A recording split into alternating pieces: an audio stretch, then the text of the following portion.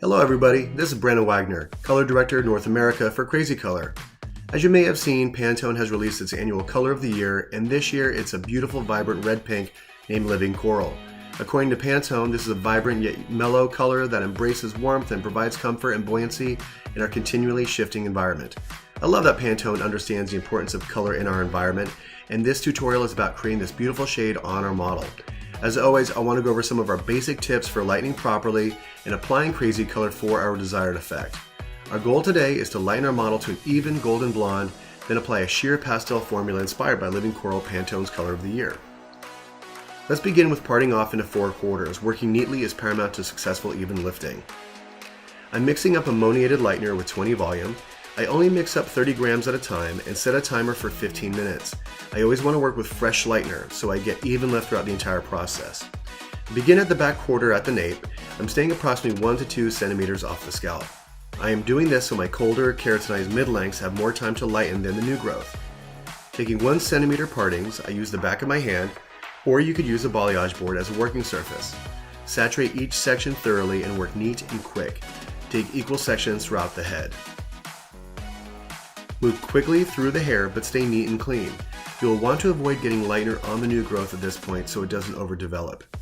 At this point, I've mixed another bowl of lightener, so my volume is staying consistent. I cannot stress the importance of this.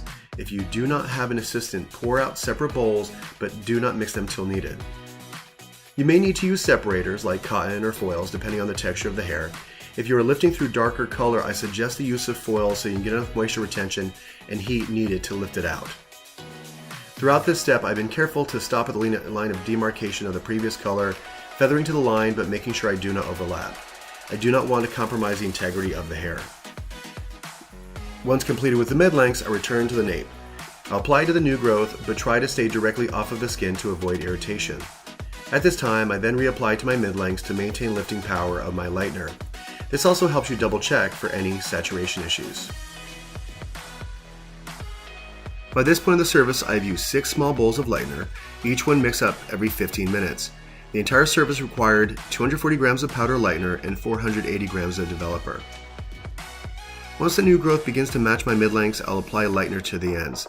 I drop the volume down to 10 volumes since I do not need as much lift. I want to make sure that we develop this at room temperature till the desired level is achieved. Then you're going to rinse, lightly wash with our No Yellow shampoo, and condition with our Rainbow Care conditioner to even out the porosity. Now to create our Living Coral. I always begin creating pastels using our neutral first. I then add in Coral Fire, Pinkissimo, and just a little of Violette.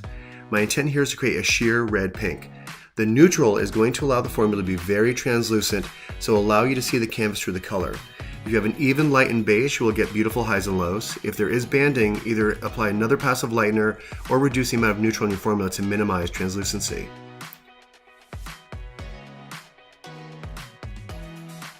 Always apply color block. I like using a brush so I can accurately get to the hairline without touching the hair. I begin application in the nape and apply it to all of the new growth first. This allows more development time on the new growth, lending a soft shadow effect. I love using paintbrushes. My general rule is to use the right tool size for the job. I use tiny brushes for accurate retouches and large brushes for large applications. I really push the color into the hair. I want to guarantee saturation throughout the hair.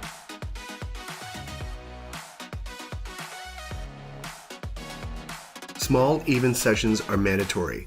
You want the same amount of color distributed throughout the entire head of hair.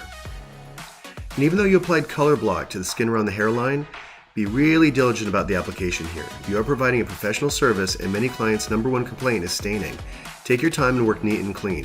Switch to a smaller tool if you need to.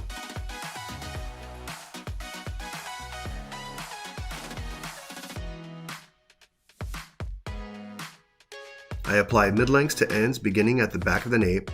I comb out my new growth, then saturate the ends. I work away from the face to avoid mess.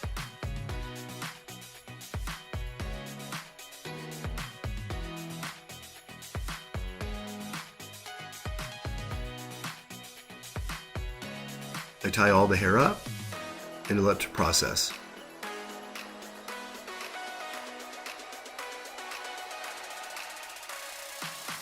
So this came out stunning with the translucency I wanted. Neutral is a powerful tool in your colorist arsenal. I feel these pastels are more durable and have more depth. I'm in love with Pantone's Living Coral, and I hope you can share this with your clients also.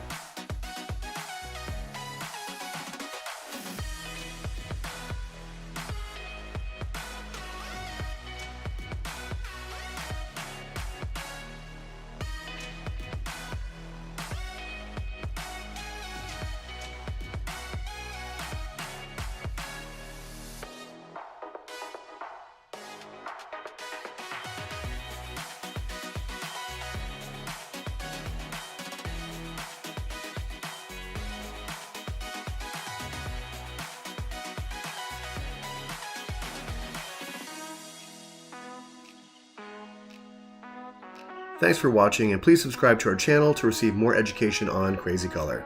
Thank you.